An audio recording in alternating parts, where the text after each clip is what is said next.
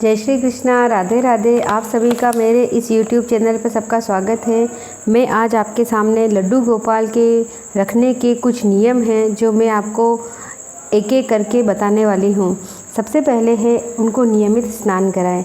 अगर आपके घर में लड्डू गोपाल है तो उनको नियमित स्नान कराएं। हो सके तो पंचामृत में से जैसे कच्चा दूध है, दही है, गंगाजल है, शहद है, इनसे मिलाकर आप उनको स्नान करा सकते हैं। अगर ये चीज़ें उपलब्ध नहीं हो तो नियमित रूप से आप उनको स्वच्छ जल से भी स्नान करा सकते हैं। स्नान कराने के पश्चात उनको हमेशा अलग अलग बदल कर वस्त्र पहनाने चाहिए। साफ़ सुथरा वस्त्र उनको पहनाने चाहिए। हो सके तो मौसम के अनुसार गर्मी के अंदर ठंडे वस्त्र और सर्दी के अंदर गर्म वस्त्र उनको पहनाने चाहिए। फिर दूसरी बात है, उनको जब अपन दूसरा नियम भोग लगाते हैं तो हमारे ठाकुर जी बाल स्वरूप है। जिस प्रकार से बालकों को बार बार भोग लगती है उसी प्रकार से हमारे ठाकुर जी को एक दिन में 4 बार भोग लगाना चाहिए और उनको भोग भी मौसम के अनुसार ही देना चाहिए।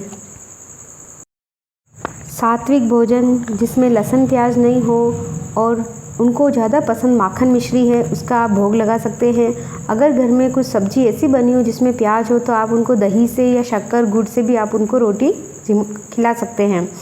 और हमारे ठाकुर जी को भोग लगाने के पश्चात अब उनको तैयार भी कर दिया, भोग भी लगाया, फिर उसके एक उनका पूजा अर्चना का नियम होता है। नियमित रूप से जिस प्रकार से अपन अपने दूसरे भगवान की दिया बत्ती पूजा करते हैं उसी प्रकार से हमारे ठाकुर जी की भी हमको पूजा करनी चाहिए। और कभी भी ठाकुर जी को घर पर अकेला नहीं छोड़ना चाहिए। अगर कोई ज़रूरी काम है थोड़े समय के लिए तो आप ठाकुर जी को अपने छोड़ सकते हैं, लेकिन आपको कहीं 1-2 दिन के लिए बाहर जाना है, आपका उनको ले जाना संभव नहीं है तो आप अपने किसी जिसके ऊपर आपको विश्वास हो या अपने पड़ोस में जिनको श्रद्धा हो भगवान में उनको सेवा के लिए दे सकते हैं। अन्यथा आप इनको अपने साथ ही ले जा सकते हैं। हमारे घर में ठाकुर जी आए हैं तो उनको हम किसी न किस रिश्ते से लेके आए हैं, पहले उनसे अपना एक रिश्ता जोड़ना चाहिए और हो सके तो उनको अच्छा सा एक नाम दो और उनसे अपना रिश्ता बनाओ।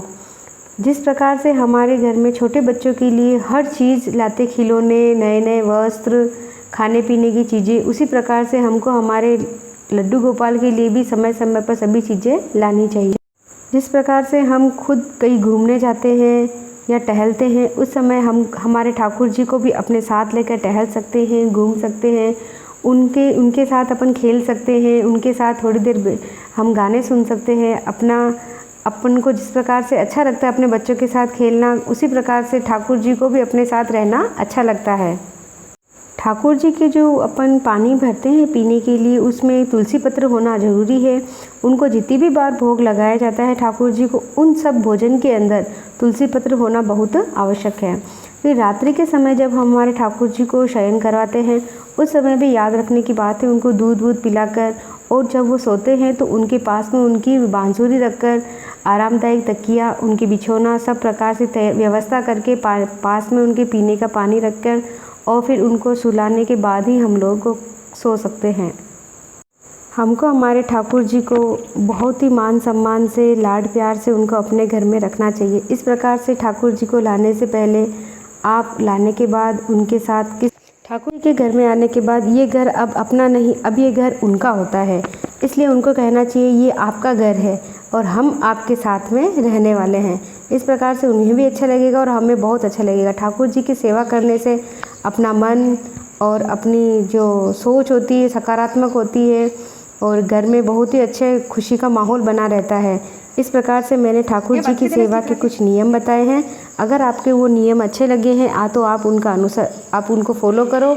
और अगर आप मेरे चैनल पर नए हैं तो मेरे चैनल को सब्सक्राइब करें और अगर आपको मेरी बातें अच्छी लगी है तो इनको शेयर ज़रूर करें। जय श्री कृष्णा, राधे राधे।